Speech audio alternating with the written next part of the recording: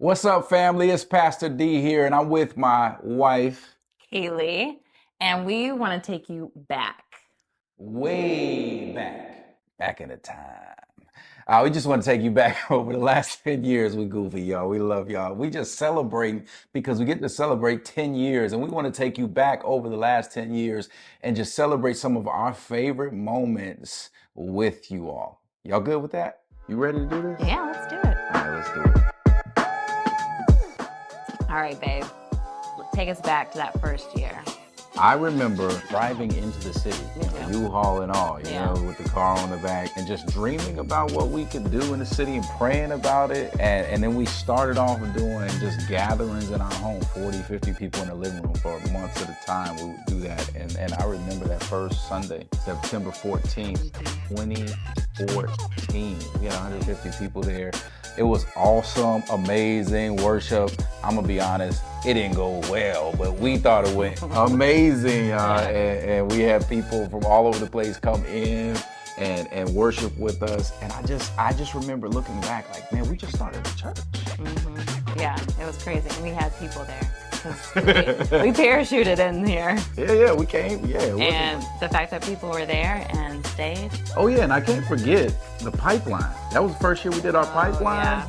We had 25 folks there, and we ate meals in our house every week. And that was the first time we got to pour in our DNA. And so we said from the beginning, we didn't want to build this church just off of you and I. And by God's grace, those leaders became the next leaders for the next year. It's still been one of the backbones and foundations of our church to this day. Definitely. And our man Chris behind the camera was in there. Hey, he was sitting in the room. All faithful. With that all said, let's move on to year 2, man. Okay, let's do it. Like, what was your favorite memory from year 2? Year 2, it was just fun to see like people keep showing up. Like it was always a thing like, who's gonna show up today? And just to see people take it on like this is their church too was just so beautiful. I felt like a family. I didn't feel alone. And that was huge for me for that second year. I'm with you. That's the year we started groups. And so we finally had groups in the city, and we wanted that to happen because we wanted to do Sundays well, but we also want to do the week well. And so we had groups and started this vision of saying we'll have groups meet you all out the city. And that was just great to have something outside of Sunday. So we didn't just have people showing up. We had people showing up outside of Sunday. Look at God. Yeah. All right, year 3. What I really remember are our renewal summers, which we took from our Taco Tuesdays. Remember Taco Tuesdays? Yeah. Belizean tacos. Yeah, I would cook up some tacos at the crib, and anyone would come over. Anybody and everybody would come over. People we would just meet at the gym would come on over, and we had our pipeline lead those, right? Our renewal summers, and we wanted to teach everyone to love the city. We're here in the city to serve the city. How can we love the city more? And that was by going to different neighborhoods and just hosting different events so that people could come from all different neighborhoods. And the wild thing about it is that we still do renewal summers now. And that's how many of you all got to the church. We love our city, and many of you come out to our events, and renewal summer is where it's at. We have a good time with renewal summer. What I remember from year 4 is the move. The big move from the kitchen Chicago into Wells High School. Some of y'all were around from that, but we went from the kitchen, all the smells while I'm preaching and the kids right behind me yelling, to Wells High School, which was a lot bigger. And then we had kids classrooms, actual kids classrooms for our kids to be in service, in their own separate service while we had service. It was just a big jump for us, but it also allowed us to now partner with the school. And so Wells took a leap forward because some of the financial investment and us mentoring students after school, working with GRIP at the school. So we just got to do a lot more partnering with Wells. And so I remember that move. It was a big move for us. It was a big move. Year 5. Tell us about it. Was, I think, just huge in the fact that I think we were really just putting our hands to the plow and really impacting the city with different ministries. We were serving more with Breakthrough. We have lots of pictures and videos of just the kids with their hairnets on, serving food. and they look forward to it. Yeah, they did. Helping and it was just a year of growth. It was a year of growth where we just felt like we were settling in a little bit more. We celebrated 5 years as a church, which is a big mile marker, especially in the city, but let alone any church plant.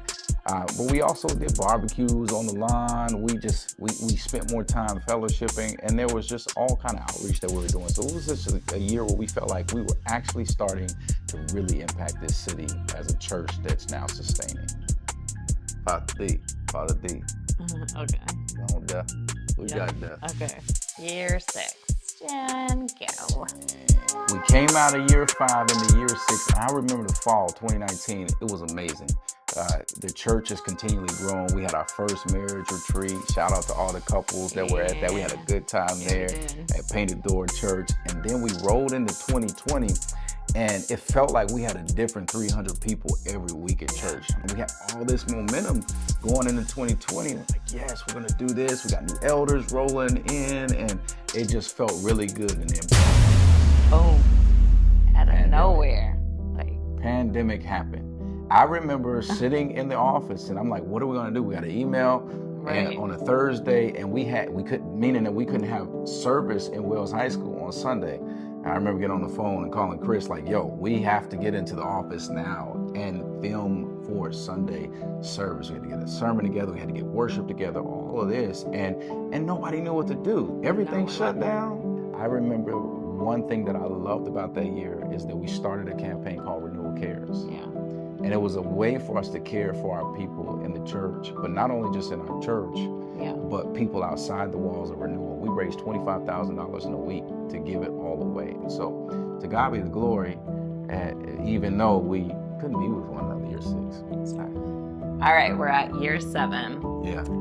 And you all remember our famous race combo. We always have a race combo throughout the year.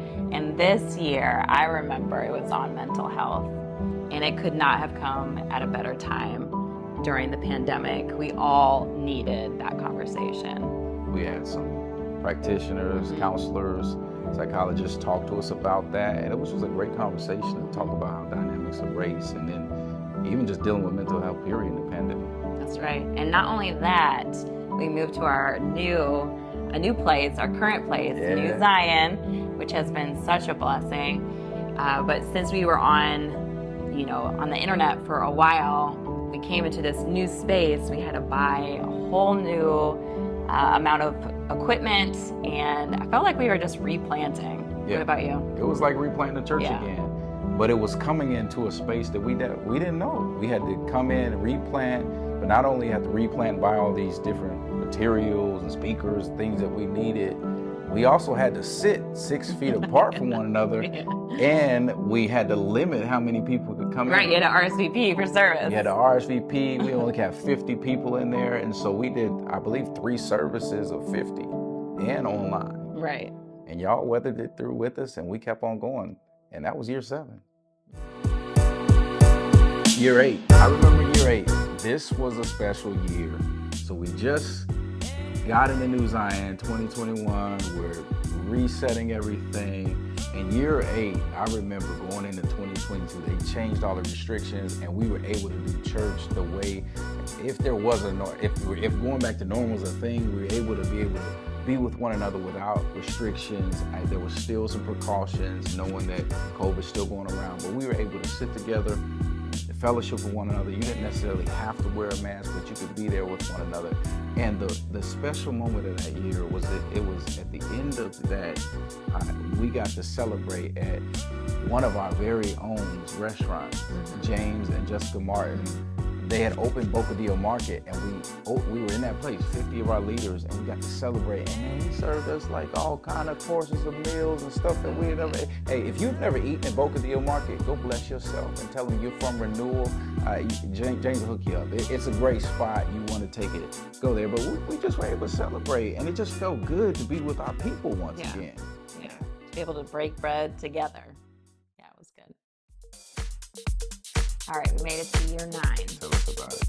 And this, I feel like, is a redo of us doing regrowth. Like, we just took off with our ministries. RYL, our kids got to go to camp and they loved it. Like, you would have thought they were gone for months, and they were gone for 2 nights, and they made best friends, and they still talk to some of the girls that they met. But that meant a lot to me, to be like, man, we're really established that we have a youth ministry that's thriving. What else, babe? What else happened in year 9? Hey, I don't know. Nothing else? No, you just kept going. Can we keep going? I have to do that again. Okay, I'll do it again. All right, babe. Made it to year 10. Here we are, year 10.